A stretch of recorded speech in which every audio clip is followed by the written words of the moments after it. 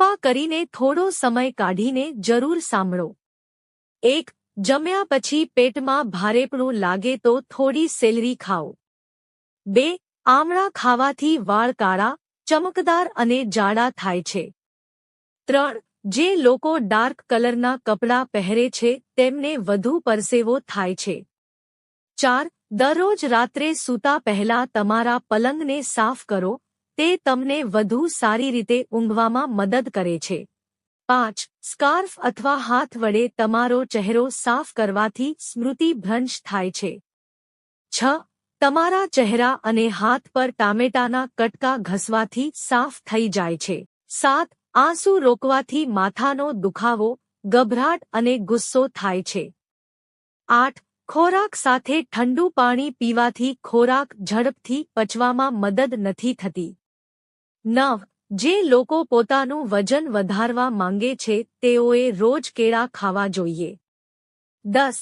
જો બાળક સ્પષ્ટ રીતે બોલી શકતું નથી તો તેને મંદિરમાં રાખેલા શંખમાંથી પાણી આપો, તેનાથી બાળક ધીમે ધીમે સ્પષ્ટ બોલવાનું શરૂ કરશે।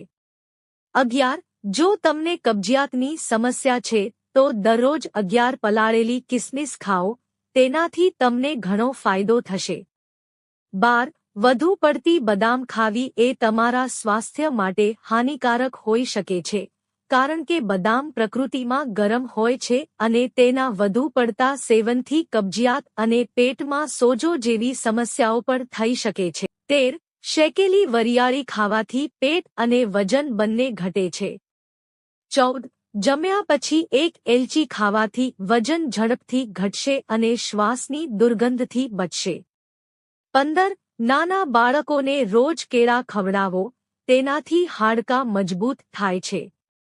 16. ખૂબ જ મૂર્ખ વ્યક્તિ અને ખૂબ જ બુદ્ધિશાળી વ્યક્તિમાં બહુ ફરક નથી કારણ કે બંને કોઈનું સાંભળતા નથી। 17.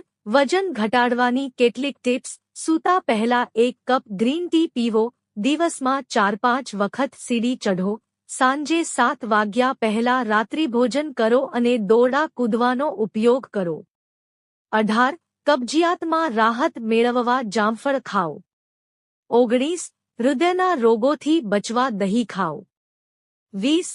તમારા વાળ ધોતા પહેલા તમારા માથા પર તેલ લગાવો, તેનાથી વાળના મૂળ મજબૂત થાય છે।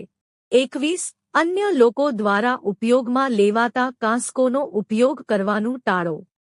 22. દરરોજ સવારે ખાલી પેટ ચા પીવાથી તમને કિડનીની સમસ્યાનું જોખમ થઈ શકે છે। 23. લીંબુનો રસ અને ગુલાબજળ ભેળવીને મુલતાની માટીનો પેક તૈયાર કરો અને પછી તેને સુકાઈ જાય ત્યાં સુધી ચહેરા પર લગાવો, આમ કરવાથી ચહેરા પરના તમામ દાગ મટી જશે।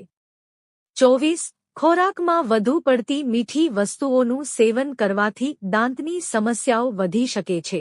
25. જો તમે સમયસર નાસ્તો ન કરો તો તમને એસિડિટી જેવી સમસ્યાનો સામનો કરવો પડી શકે છે। 26. જો શરીરમાં લોહીની ઉણપ હોય તો 1 કપ ગાજરના રસમાં લીંબુ નીચોવીને પીવો। 27. ગાજરનો રસ આમળાનો રસમાં ભેળવીને રોજ પીવાથી આંખો માટે ખૂબ જ ફાયદાકારક છે।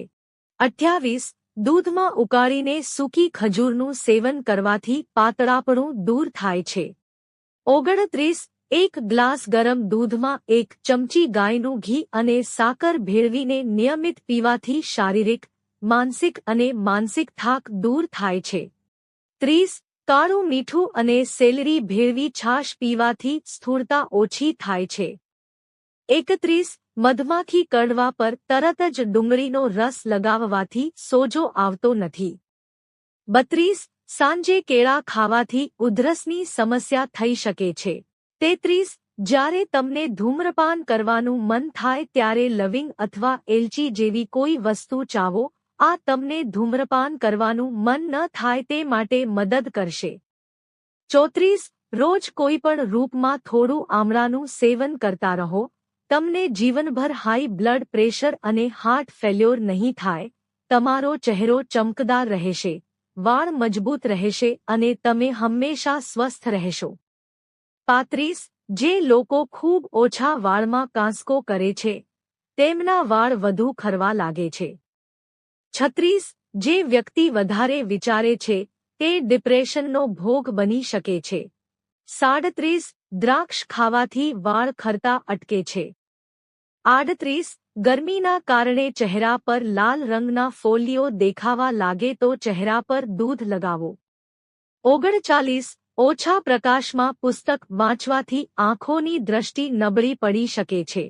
40 મીઠાના સેવનથી શરીર પર એલર્જી થાય છે, તેથી મીઠાનું સેવન ઓછી માત્રામાં જ કરો.